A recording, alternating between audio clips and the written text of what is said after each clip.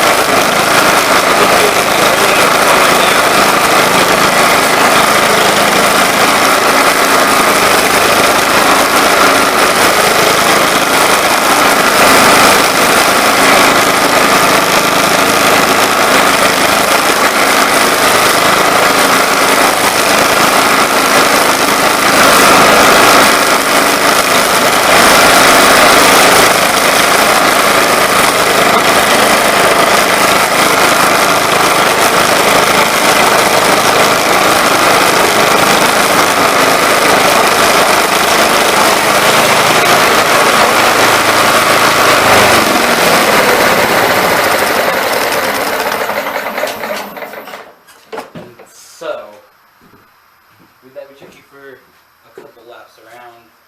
So it's pretty fun. You can only smell it. It smells like a lot of gas and oil in there because that mower has a lot of issues.